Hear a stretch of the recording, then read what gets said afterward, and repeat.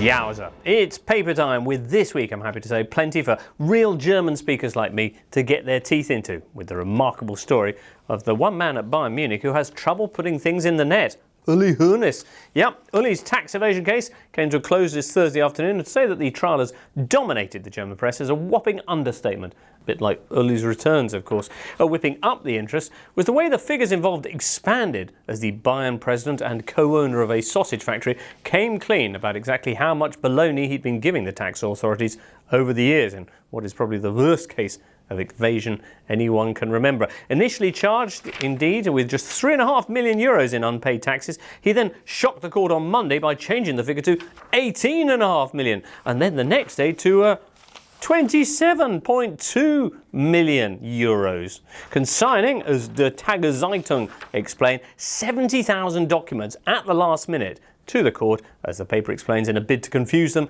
and avoid Bird. Well, says Die Welt, this is nothing but contempt towards the German public of the highest order. Bild, take a more understanding stance.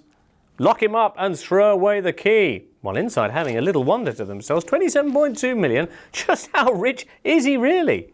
Well, 3.5 years is the sentence. He's appealing that, but while he contemplates jail and maybe a cheeky takeover bid for Birmingham City as well, the question for fans is, what will this mean for Bayern, the European champions? Hoeness, after all, was the man who effectively made them what they are today. Well, this week the team was standing squarely behind him. Pep Guardiola, indeed, before the Arsenal game, saying, we'll win this one for Hoeness. But there's no word yet on who they'll have in to replace the president. Apparently, it won't mean a greater involvement for this man here, Franz Beckenbauer. A shame after his interesting comments this week describing Guardiola as boring and saying, keep passing like this and we'll end up playing like Barcelona and then nobody will want to see us.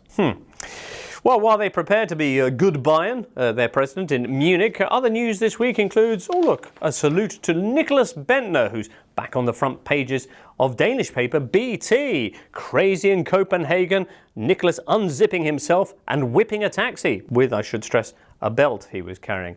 Even when he's not playing, he makes the news, marvels BT, after the star was alleged to have dropped his trousers and rubbed himself up and down on a cab in a sort of autoeroticism, or taxi rank. He's made headlines, BT proudly continues, from Italy to Islington. Oh, it's good to see Hoeness not the only one cocking up his taxes this week. But let's move on to a rather more salubrious story now to finish off this week, and that is Atletico Madrid knocking Milan out of the Champions League and making the quarter-finals for the first time in 17 years. Well, delight, of course, in Spain. Go for the champions, says AS. This was a show of authority to Europe. Atleti are now the team no one will want in the draw. El Mundo Atletico says, Mamma Mia, because, you know, Milan are Italian, and Marca salute them thus. Giants of Europe, Atleti blow away 7-time European winners Milan, back in the big time after 17 years. Well, despair, though, meanwhile, in Italy, as the last remaining Serie A team goes out, and with them, as the Gazzetta put it in their editorial, the last fig leaf for our national game. This is year zero. No Italians in the quarters. Sounds like a house rule in a nunnery. A more Italian reaction? There once was a Milan, says the Corriere dello Sport, Wednesday morning.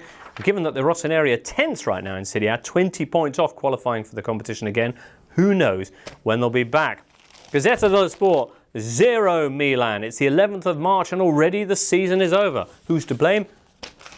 Everyone, including, says Gazzetta, Silvio Berlusconi, his daughter Barbara Berlusconi, Galliani, and these two people here, Clarence Seedorf, the manager, and Mario Balotelli. Paper claims that his opposite number on Tuesday, Diego Costa, covered 20 times more ground during the match and says the fans are against him and some senior players too.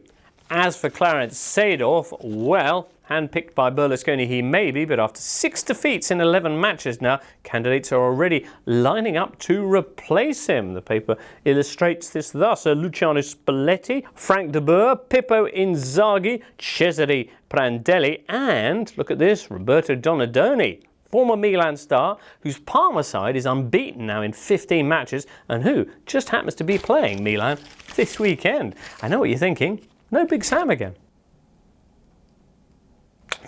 Well, there'll be another healthy dollop of Euro headlines next week when we'll be looking back on another round of Champions League action, of course, as well as more besides, no doubt. In the meantime, have yourself a great time till then, and we'll see you on Friday.